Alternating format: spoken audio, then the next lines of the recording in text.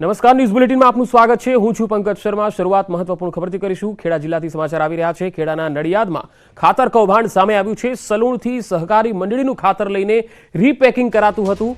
રીપેકિંગ કરેલું ખાતર નવસારી અને ચીખલીમાં મોકલવામાં આવતું હતું। સલૂણ ગામમાં યુરિયા ખાતરની મંડળી ચલાવતો હતો વિપુલ ચૌહાણ। યુરિયા ખાતરના એક ગુણના 305 રૂપિયા ચૂકવવામાં આવતા। ગોડાઉનમાં ખાતર એકત્ર કરીને ચીખલી વેસ્ટર્ન કંપનીમાં મોકલાતું હતું। કબજે કરેલું ખાતર સબસિડીયુક્ત હોવાનું સામે આવ્યું છે। પોલીસે 3 શખ્સો વિરુદ્ધ ફરિયાદ નોંધીને તપાસ હાથ ધરી છે।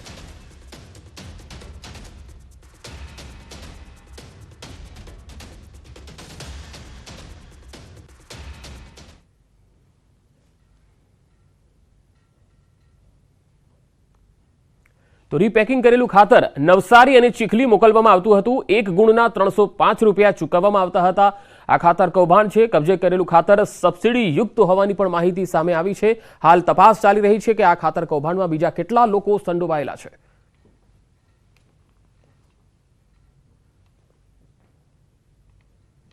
મળે છે કે વલેરવા પાસે આવેલા એક ગોડાઉનની અંદર છેલ્લા કેટલાક સમયથી ખાતરનો કારોબાર ચલાવવામાં આવે છે। આ જે ગોડાઉન તમે જોઈ રહ્યા છો સંકલ્પ ગોડાઉનના વલેટવા શ્રીજીપુરા રોડ પર આવેલો ગોડાઉન છે। ત્યાં આગળ પોલીસ અહીં આગળ દરોડા પાડે છે। દરોડા પાડતા અહીં આગળ કેટલીક ક્રુપકો કંપની લખેલી નીમ કોટેડ ખાતરની થેલીઓ અને કેટલીક સાદી વ્હાઇટ કલરની થેલીઓ મળી આવે છે, જેની અંદર અંદાજિત 250 ગુણ જેટલો જથ્થો મળી આવે છે અને એક હાજર વ્યક્તિ સલીમ મંસૂરી નામનો એક વ્યક્તિ પણ આગળ પોલીસને મળી આવે છે। તેની પોલીસ પૂછપરછ કરે છે એટલે તે જણાવે છે કે આ ખાતરનું આગળ અમે રીપેકિંગ કરી ઇન્ડસ્ટ્રીયલ ઝોનમાં વેચાણ કરીએ છીએ। પોલીસ આ સમગ્ર મામલે 21 જાન્યુઆરીએ દરોડો કર્યો હતો। ત્યારબાદ જે ખાતર હતું તે ખાતરને પૃથ્થીકરણ કરવા માટે નાયક નિયામક ખેતી અધિકારીને સોંપીને લેબમાં મોકલી આપવામાં આવ્યું હતું। આ લેબ રિપોર્ટ આવતા જ ચોંકાવનારા ખુલાસા સામે આવે છે। જી હા, જે આ ખાતરનું આગળ જે પેકિંગ થતું હતું તે પેકિંગ જગતના તાતને આપવામાં આવતું સબસિડીવાળું ખાતર હતું। જે ખાતર માટે જગતનો તાત લેવા માટે જ્યારે લાચાર બનતો હોય છે, લાંબી લાઈનો થતી હોય છે, તે ખાતરનો કારોબાર અહીં આગળ ચાલતો હતો। કારોબાર એટલે કહી શકાય કે અહીં આગળ ખાતર લાવી તેને રીપેકિંગ કરી અને ઇન્ડસ્ટ્રીયલ ઝોનની અંદર તેને બમણા ભાવમાં વેચવામાં આવતું હતું। પોલીસ દ્વારા જે સલીમ મંસૂરી નામનો વ્યક્તિની પૂછપરછ કરવામાં આવી ત્યારે સલીમે જણાવ્યું હતું કે આ ખાતરનો જથ્થો હર્ષિલ પટેલ નામનો વ્યક્તિએ આ ગોડાઉન ભાડે રાખ્યું હતું અને તે હર્ષિલ પટેલ આ ખાતરનો જથ્થો સલૂનના સહકારી મંડળીના વિપુલ ચૌહાણ પાસેથી લાવતો હતો। સમગ્ર મામલે પોલીસ દ્વારા જ્યારે પૃથ્થીકરણનો રિપોર્ટ આવ્યો છે ત્યારે તેને આધારે અત્યારે પોલીસ દ્વારા ગુનો દાખલ કરવામાં આવ્યો છે। પરંતુ મહત્વની વાત કરવામાં આવે તો જગતના તાતને લાચાર બનીને પણ ખાતર મળતું નથી હોતું, ત્યારે આ પ્રકારે સેવા સહકારી મંડળીમાંથી જ ખાતરનું વેચાણ થઈ તેનું ગીર પેકિંગ કરી અને ઇન્ડસ્ટ્રીયલ ઝોનમાં બમણા ભાવમાં વેચાણ કરવામાં આવતું હતું। છેલ્લા 6 મહિનાથી આ સમગ્ર કારોબાર ચાલતો હતો। ત્યારે હવે પછી કેવા પ્રકારના આવા જે કારોબાર કરનારા છે તેમના પર કેવા પ્રકારની કાર્યવાહી કરવામાં આવે છે, તેમની શું સજા થાય છે તે જોયું છે। હાલમાં સમગ્ર મામલે પોલીસ દ્વારા ગુનો દાખલ કરી આ જે આરોપીઓ છે તેમની શોધખોળ હાથ ધરી છે। આરોપીની ધરપકડ બાદ જ વધુ માહિતી બહાર આવશે। ઉમંગ પટેલ, ન્યૂઝ 18 ગુજરાતી, વલેટવા, ખેડા।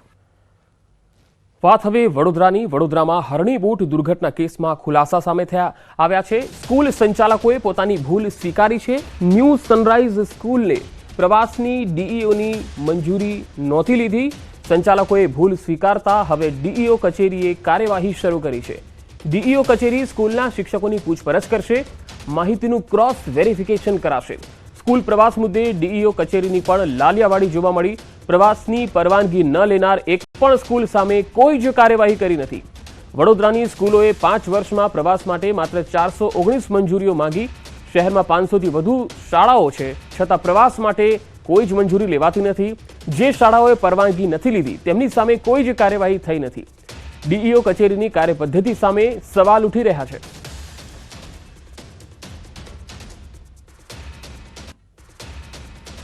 તો વડોદરા બોટ દુર્ઘટના મામલામાં સ્કૂલ પ્રવાસ મુદ્દે ડીઈઓ કચેરીની અહીંયા લાલિયાવાડી જોવા મળી, કારણ કે ઘણી બધી સ્કૂલોએ પ્રવાસ તો કર્યા પરંતુ મંજૂરી લીધી નહોતી, એટલે કે જિલ્લા શિક્ષણ અધિકારીની કોઈ પરવાનગી નહોતી। અને હવે જિલ્લા શિક્ષણ અધિકારી કહી રહ્યા છે કે બોટ દુર્ઘટનામાં જે સ્કૂલે પરવાનગી નહોતી લીધી તેનું ક્રોસ વેરિફિકેશન થશે। તેના શિક્ષકો અને સંચાલકોની સાથે વાતચીત કરી છે તો એમાં સામે આવ્યું છે કે તેમણે પરવાનગી નહોતી લીધી, તો હવે તેની સામે એક્શન લેવાશે।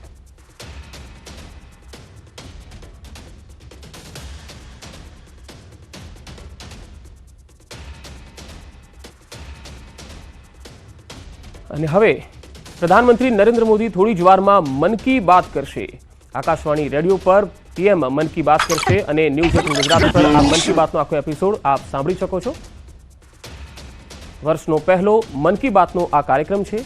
પ્રધાનમંત્રી આજની આ મનની વાતમાં ઘણી બધી વાત અને ઘણા બધા મુદ્દાઓ પર સંબોધન કરી શકે છે। મન કી બાતનો આ 109મો એપિસોડ છે અને 2024નો આ પહેલો એપિસોડ। આવો સાંભળીએ પીએમ। मेरे प्यारे देशवासियों, नमस्कार। 2024 का ये पहला मन की बात का कार्यक्रम है। अमृतकाल में एक नई उमंग है, नई तरंग है। 2 दिन पहले हम सभी देशवासियों ने 75वां गणतंत्र दिवस बहुत धूमधाम से मनाया है। इस साल हमारे संविधान के भी 75 वर्ष हो रहे हैं और सुप्रीम कोर्ट के भी 75 वर्ष हो रहे हैं। हमारे लोकतंत्र के ये पर्व मदर ऑफ डेमोक्रेसी के रूप में भारत को और सशक्त बनाते हैं। भारत का संविधान इतने गहन मंथन के बाद बना है कि उसे जीवंत दस्तावेज कहा जाता है। इसी संविधान की मूल प्रति के 3रे अध्याय में भारत के नागरिकों के मूलभूत अधिकारों का वर्णन किया गया है और ये बहुत दिलचस्प है कि 3रे अध्याय के प्रारंभ में हमारे संविधान निर्माताओं ने भगवान राम, माता सीता और लक्ष्मण जी के चित्रों को स्थान दिया था। प्रभु राम का शासन हमारे संविधान निर्माताओं के लिए भी प्रेरणा का स्रोत था और इसलिए 22 जनवरी को अयोध्या में मैंने देव से देश की बात की थी, राम से राष्ट्र की बात की थी। साथियों, अयोध्या में प्राण प्रतिष्ठा के अवसर ने देश के करोड़ों लोगों को मानो एक सूत्र में बांध दिया है। सबकी भावना एक, सबकी भक्ति एक, सबकी बातों में राम, सबके हृदय में राम। देश के अनेकों लोगों ने इस दौरान राम भजन गाकर उन्हें श्री राम के चरणों में समर्पित किया। 22 जनवरी की शाम को पूरे देश ने राम ज्योति जलाई, दिवाली मनाई। इस दौरान देश ने सामूहिकता की शक्ति देखी, जो विकसित भारत के हमारे संकल्पों का भी बहुत बड़ा आधार है। मैंने देश के लोगों से आग्रह किया था कि मकर संक्रांति से 22 जनवरी तक स्वच्छता का अभियान चलाया जाए। मुझे अच्छा लगा कि लाखों लोगों ने श्रद्धाभाव से जुड़कर अपने क्षेत्र के धार्मिक स्थलों की साफ सफाई की। मुझे कितने ही लोगों ने इससे जुड़ी तस्वीरें भेजी हैं, वीडियो भेजे हैं। ये भावना रुकनी नहीं चाहिए, ये अभियान रुकना नहीं चाहिए। सामूहिकता की यही शक्ति हमारे देश को सफलता की नई ऊंचाई पर पहुंचाएगी। मेरे प्यारे देशवासियों, इस बार 26 जनवरी की परेड बहुत ही अद्भुत रही, लेकिन सबसे ज्यादा चर्चा परेड में विमेन पावर को देखकर हुई। जब कर्तव्य पथ पर केंद्रीय सुरक्षा बलों और दिल्ली पुलिस की महिला टुकड़ियों ने कदमताल शुरू किया तो सभी गर्व से भर उठे। महिला बैंड का मार देखकर, उनका जबरदस्त तालमेल देखकर देश विदेश में लोग झूम उठे। इस बार परेड में मार्च करने वाले 20 दस्तों में से 11 दस्ते महिलाओं के ही थे। हमने देखा कि जो झांकी निकली उसमें भी सभी महिला कलाकार ही थी। जो सांस्कृतिक कार्यक्रम है उसमें भी करीब 1,500 बेटियों ने हिस्सा लिया था। कई महिला कलाकार शंख, नादस्वरम और नागदा जैसे भारतीय संगीत वाद्य यंत्र बजा रही थी। डीआरडीओ ने जो झांकी निकाली उसने भी सभी का ध्यान खींचा। उसमें दिखाया गया कि कैसे नारी शक्ति जल, थल, नभ, साइबर और स्पेस हर क्षेत्र में देश की सुरक्षा कर रही है। 21वीं सदी का भारत ऐसे ही विमेन लेड डेवलपमेंट के मंत्र के साथ आगे बढ़ रहा है। साथियों, आपने कुछ दिन पहले ही अर्जुन अवार्ड समारोह को भी देखा होगा। इसमें राष्ट्रपति भवन में देश के कई होनहार खिलाड़ियों और एथलीटों को सम्मानित किया गया है। यहां भी जिस एक बात ने लोगों का खूब ध्यान खींचा वो थी अर्जुन पुरस्कार पाने वाली बेटियां और उनकी लाइफ जर्नीज। इस बार 13 विमेन एथलीट्स को अर्जुन अवार्ड से सम्मानित किया गया है। इन विमेन एथलीट्स ने अनेकों बड़े टूर्नामेंटों में हिस्सा लिया और भारत का परचम लहराया। शारीरिक चुनौतियां, आर्थिक चुनौतियां इन साहसी और टैलेंटेड खिलाड़ियों के आगे टिक नहीं पाई। बदलते हुए भारत में हर क्षेत्र में हमारी बेटियां, देश की महिलाएं कमाल करके दिखा रही है। एक और क्षेत्र है जहां महिलाओं ने अपना परचम लहराया है, वो है सेल्फ हेल्प ग्रुप। आज विमेन सेल्फ हेल्प ग्रुप्स की देश में संख्या भी बढ़ी है और उनके काम करने के दायरे का भी बहुत विस्तार हुआ है। वो दिन दूर नहीं जब आपको गांव-गांव में, खेतों में नमो ड्रोन दीदियां ड्रोन के माध्यम से खेती में मदद करती हुई दिखाई देगी।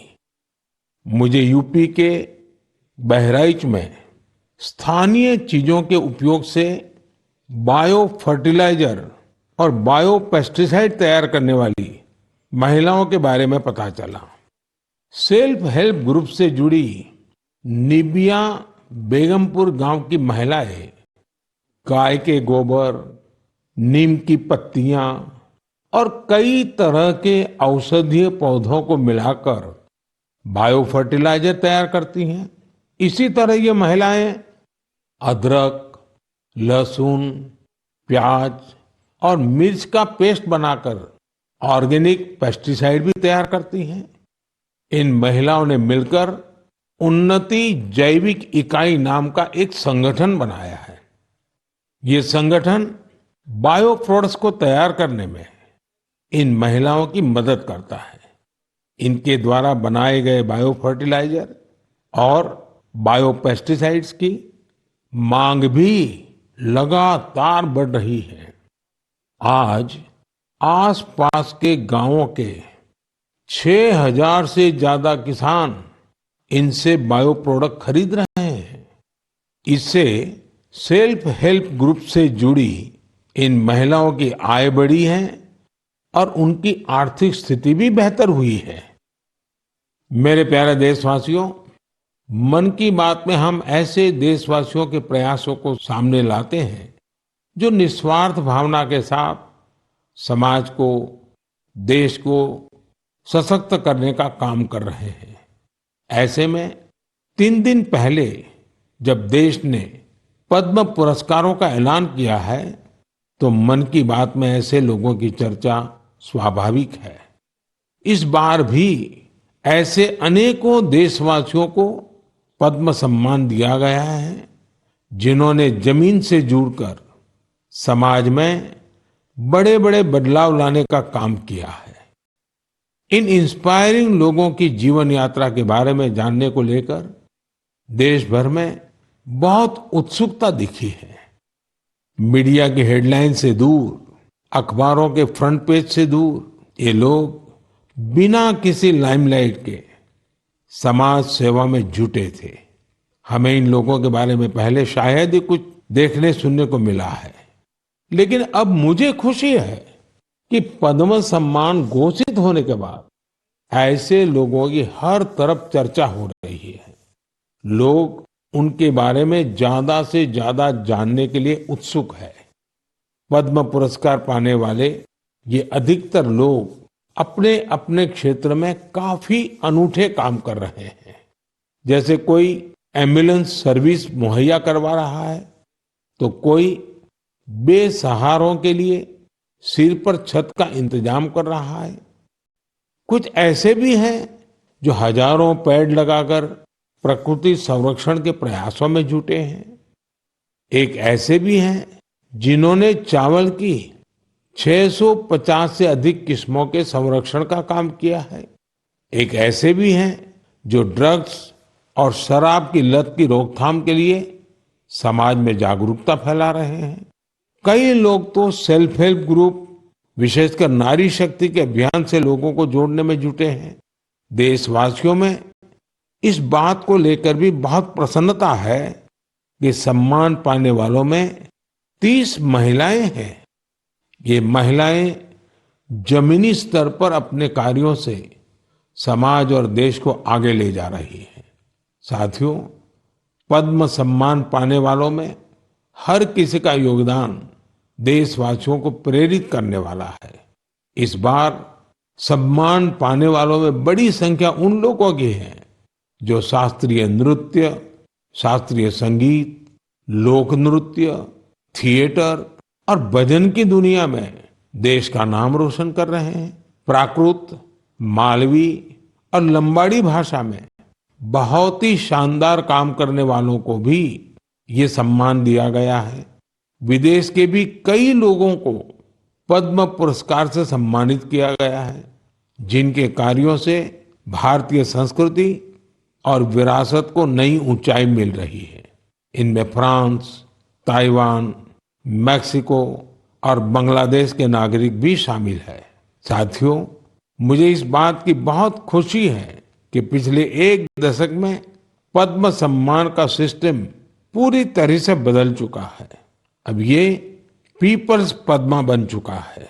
पद्म सम्मान देने की व्यवस्था में कई बदलाव भी हुए हैं। अब इसमें लोगों के पास खुद को भी नॉमिनेट करने का मौका रहता है। यही वजह है कि इस बार 2014 की तुलना में 28 गुना ज्यादा नॉमिनेशंस प्राप्त हुए हैं। इससे पता चलता है कि पद्म सम्मान की प्रतिष्ठा, उसकी विश्वसनीयता, उसके प्रति सम्मान हर वर्ष बढ़ता जा रहा है। मैं पद्म सम्मान पाने वाले सभी लोगों को फिर अपनी शुभकामनाएं देता हूं। मेरे प्यारे देशवासियों, कहते हैं हर जीवन का एक लक्ष्य होता है। हर कोई एक लक्ष्य को पूरा करने के लिए ही जन्म लेता है। इसके लिए लोग पूरी निष्ठा से अपने कर्तव्यों का पालन करते हैं। हमने देखा है कि कोई समाज सेवा के माध्यम से, कोई सेना में भर्ती होकर, कोई अगली पीढ़ी को पढ़ाकर अपने कर्तव्यों का पालन करता है। लेकिन साथियों, हमारे बीच ही कुछ लोग ऐसे भी होते हैं जो जीवन के अंत के बाद भी समाज जीवन के प्रति अपने दायित्वों को निभाते हैं, और इसके लिए उनका माध्यम होता है अंगदान। हाल के वर्षों में देश में 1000 से अधिक लोग ऐसे रहे हैं जिन्होंने अपनी मृत्यु के बाद अपने अंगों का दान कर दिया। ये निर्णय आसान नहीं होता, लेकिन ये निर्णय कई जिंदगियों को बचाने वाला होता है। मैं उन परिवारों की भी सराहना करूंगा जिन्होंने अपने करीबियों की आखिरी इच्छा का सम्मान किया। आज देश में बहुत से संगठन भी इस दिशा में बहुत प्रेरक प्रयास कर रहे हैं। कुछ संगठन लोगों को अंगदान के लिए जागरूक कर रहे हैं। कुछ संस्थाएं अंगदान करने के इच्छुक लोगों का रजिस्ट्रेशन कराने में मदद कर रही हैं। ऐसे प्रयासों से देश में ऑर्गन डोनेशन के प्रति सकारात्मक माहौल बन रहा है और लोगों की जिंदगियां भी बच रही है। मेरे प्यारे देशवासियों, अब मैं आपसे भारत की एक ऐसी उपलब्धि साझा कर रहा हूं जिससे मरीजों का जीवन आसान बनेगा, उनकी परेशानी कुछ कम होगी। आप में से कई लोग होंगे जिन्हें इलाज के लिए आयुर्वेद, सिद्धा या यूनानी की चिकित्सा पद्धति से मदद मिलती है, लेकिन इनके मरीजों को तब समस्या होती है जब वो इसी पद्धति के किसी दूसरे डॉक्टर के पास जाते हैं। इन चिकित्सा पद्धतियों में बीमारी के नाम, इलाज और दवाइयों के लिए एक जैसी भाषा का इस्तेमाल नहीं होता है। हर चिकित्सक अपने तरीके से बीमारी का नाम और इलाज के तौर तरीके लिखता है। इससे दूसरे चिकित्सक के लिए समझ पाना कई बार बहुत मुश्किल हो जाता है।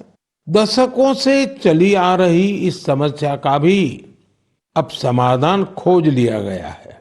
मुझे ये बताते हुए खुशी हो रही है कि आयुष मंत्रालय ने आयुर्वेद, सिद्ध और यूनानी चिकित्सा से जुड़े डेटा और शब्दावली का वर्गीकरण किया है।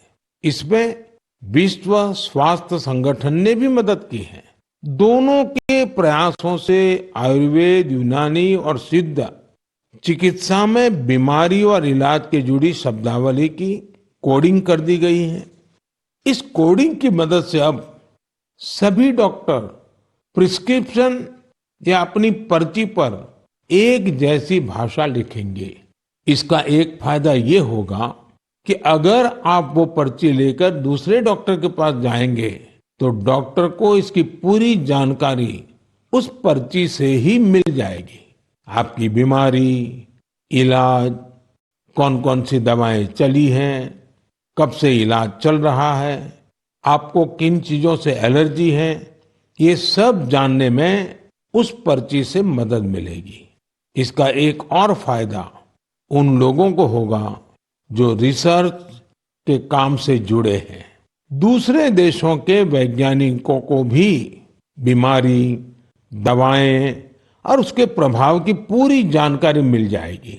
रिसर्च बढ़ने और कई वैज्ञानिकों के साथ साथ जुड़ने से ये चिकित्सा पद्धति और बेहतर परिणाम देंगे और लोगों का इनके प्रति झुकाव बढ़ेगा। मुझे विश्वास है इन आयुष पद्धतियों से जुड़े हमारे चिकित्सक इस कोडिंग को जल्द से जल्द अपनाएंगे। मेरे साथियों, जब आयुष चिकित्सा पद्धति की बात कर रहा हूं तो मेरी आंखों के सामने यानुंग जामोह लोगों की भी तस्वीर आ रही है। सुश्री यानुंग अरुणाचल प्रदेश की रहने वाली हैं और हर्बल औषधीय विशेषज्ञ हैं। इन्होंने आदि जनजाति की पारंपरिक चिकित्सा प्रणाली को पुनर्जीवित करने के लिए काफी काम किया है। इस योगदान के लिए उन्हें इस बार पद्म सम्मान भी दिया गया है। इसी तरह इस बार छत्तीसगढ़ के हेमचंद मांझी, उनको भी पद्म सम्मान मिला है। वैद्यराज हेमचंद मांझी भी आयुष चिकित्सा पद्धति की मदद से लोगों का इलाज करते हैं। छत्तीसगढ़ के नारायणपुर में गरीब मरीजों की सेवा करते हुए उन्हें 5 दशक से ज्यादा का समय हो रहा है। हमारे देश में आयुर्वेद और हर्बल मेडिसिन का जो खजाना छिपा है, उसके संरक्षक में सुश्री यानुंग और हेमचंद जी जैसे लोगों की बहुत बड़ी भूमिका है। मेरे प्यारे देशवासियों, मन की बात के जरिए हमारा और आपका जो रिश्ता बना है वो 1 दशक पुराना हो चुका है। सोशल मीडिया और इंटरनेट के इस दौर में भी रेडियो पूरे देश को जोड़ने का एक सशक्त माध्यम है। रेडियो की ताकत कितना बदलाव ला सकती है, इसकी एक अनूठी मिसाल छत्तीसगढ़ में देखने को मिल रही है। बीते करीब 7 वर्षों से यहाँ रेडियो पर एक लोकप्रिय कार्यक्रम का प्रसारण हो रहा है जिसका नाम है हमर हाथी हमर गोठ। नाम सुनकर आपको लग सकता है कि रेडियो और हाथी का भला क्या कनेक्शन हो सकता है, लेकिन यही तो रेडियो की खूबी है। छत्तीसगढ़ में आकाशवाणी के 4 केंद्रों अंबिकापुर, रायपुर, बिलासपुर और रायगढ़ से हर शाम इस कार्यक्रम का प्रसारण होता है। और आपको जानकर हैरानी होगी कि छत्तीसगढ़ के जंगल और उसके आसपास के इलाके में रहने वाले बड़े ध्यान से इस कार्यक्रम को सुनते हैं। हमर हाथी हमर गोठ कार्यक्रम में बताया जाता है कि हाथियों का झुंड जंगल के किस इलाके से गुजर रहा है। ये जानकारी यहाँ के लोगों के बहुत काम आती है। लोगों को जैसे ही रेडियो से हाथियों के झुंड के आने की जानकारी मिलती है, वो सावधान हो जाते हैं। जिन रास्तों से हाथी गुजरते हैं उधर जाने का खतरा टल जाता है। इससे जहां एक और हाथियों के झुंड से नुकसान की संभावना कम हो रही है, वहीं हाथियों के बारे में डेटा जुटाने में मदद मिलती है। इस डेटा के उपयोग से भविष्य में हाथियों के संरक्षण में भी मदद मिलेगी। यहाँ हाथियों से जुड़ी जानकारी सोशल मीडिया के जरिए भी लोगों तक पहुंचाई जा रही है। इससे जंगल के आसपास रहने वाले लोगों को हाथियों के साथ तालमेल बिठाना आसान हो गया है। छत्तीसगढ़ की इस अनूठी पहल और इसके अनुभवों का लाभ देश के दूसरे वन क्षेत्रों में रहने वाले लोग भी उठा सकते हैं। मेरे प्यारे देशवासियों, इसी 25 जनवरी को हम सभी ने नेशनल वोटर्स डे मनाया है। ये हमारी गौरवशाली लोकतांत्रिक परंपराओं के लिए एक अहम दिन है। आज देश में करीब करीब 96 करोड़ मतदाता है। आप जानते हैं ये आंकड़ा कितना बड़ा है। ये अमेरिका की कुल जनसंख्या से भी करीब 3 गुना है। ये पूरे यूरोप की कुल जनसंख्या से भी करीब 1.5 गुना है। अगर मतदान केंद्रों की बात करें तो देश में आज उनकी संख्या करीब 10.5 लाख है।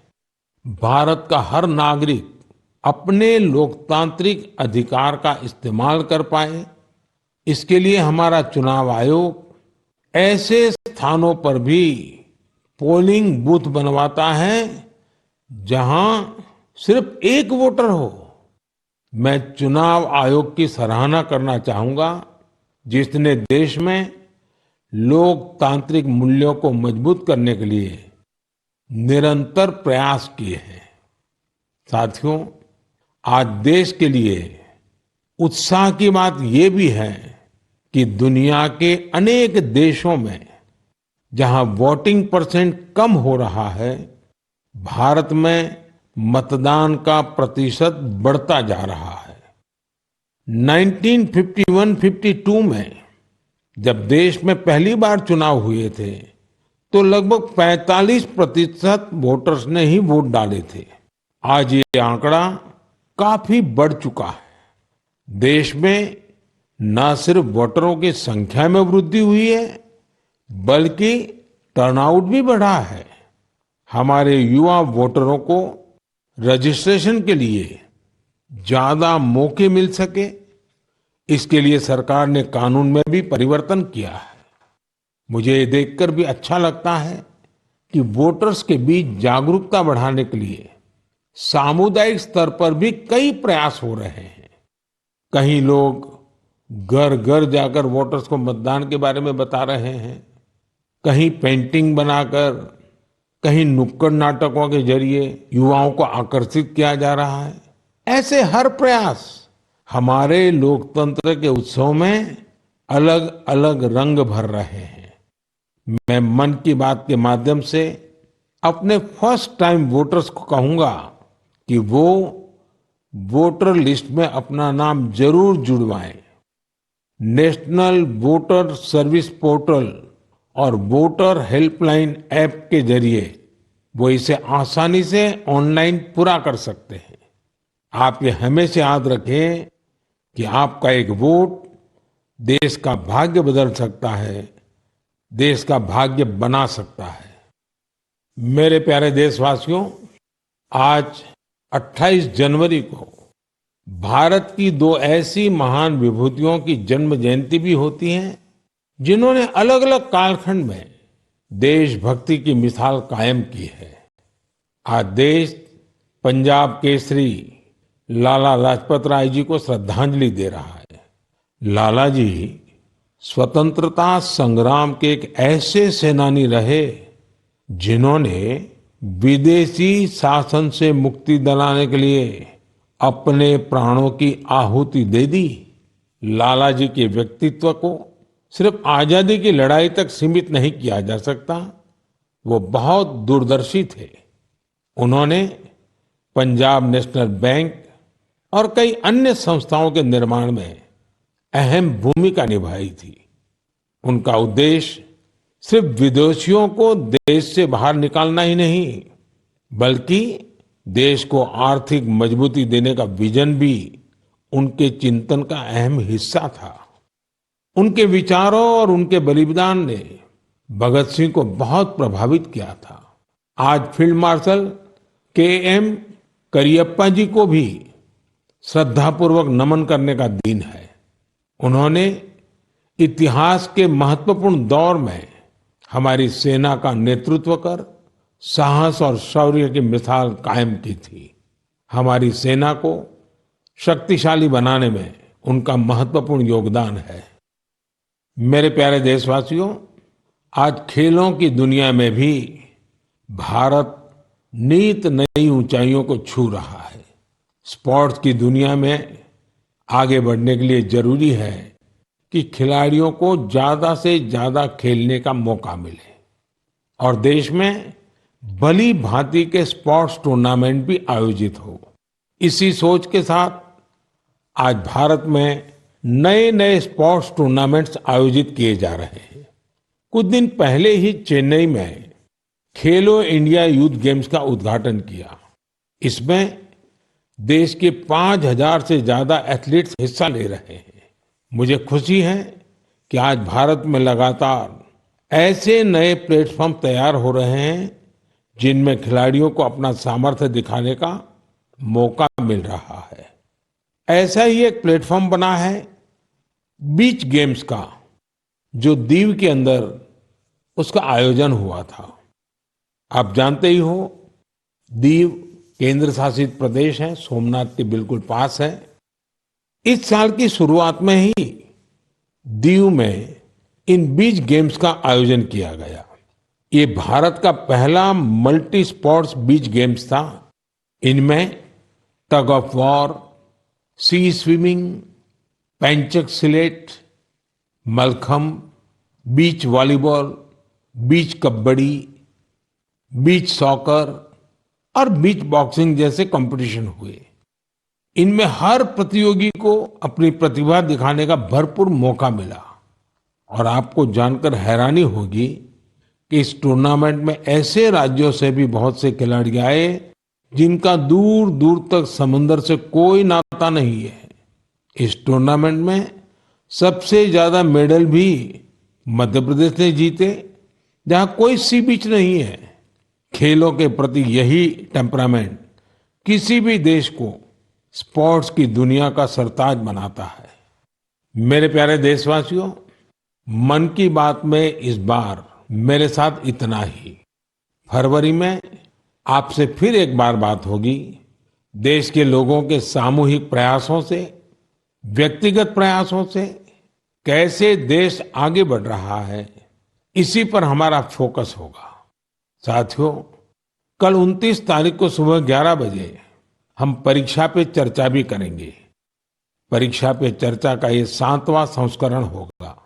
एक ऐसा कार्यक्रम है जिसका मैं हमेशा इंतजार करता हूं। इससे मुझे स्टूडेंट्स के साथ बातचीत करने का मौका मिलता है और मैं उनके परीक्षा संबंधी तनाव को कम करने का भी प्रयास करता हूं। पिछले 7 वर्षों में परीक्षा पे चर्चा, शिक्षा और परीक्षा से संबंधित कई मुद्दों पर बातचीत करने का एक बहुत अच्छा माध्यम बनकर उभरा है। मुझे खुशी है कि इस बार 2.25 करोड़ से अधिक विद्यार्थियों ने इसके लिए रजिस्ट्रेशन कराया है और अपने इनपुट भी दिए हैं। मैं आपको बता दूं कि जब हमने पहली बार 2018 में ये कार्यक्रम शुरू किया था तो यह संख्या केवल 22,000 थी। स्टूडेंट्स को प्रेरित करने के लिए और परीक्षा के तनाव के बारे में जागरूकता फैलाने के लिए बहुत से अभिनव प्रयास भी किए गए हैं। मैं आप सभी से, विशेषकर युवाओं से, विद्यार्थियों से आग्रह करूंगा कि वे कल रिकॉर्ड संख्या में शामिल हो। मुझे भी आपसे बात करके बहुत अच्छा लगेगा। इन्हीं शब्दों के साथ मैं मन की बात के इस एपिसोड में आपसे विदा लेता हूं। जल्द ही फिर मिलेंगे। धन्यवाद।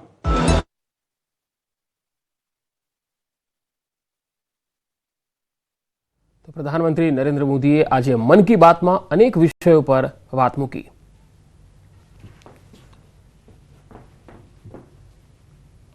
તો આ બુલેટિનમાં અત્યારે આટલું જ। નમસ્કાર।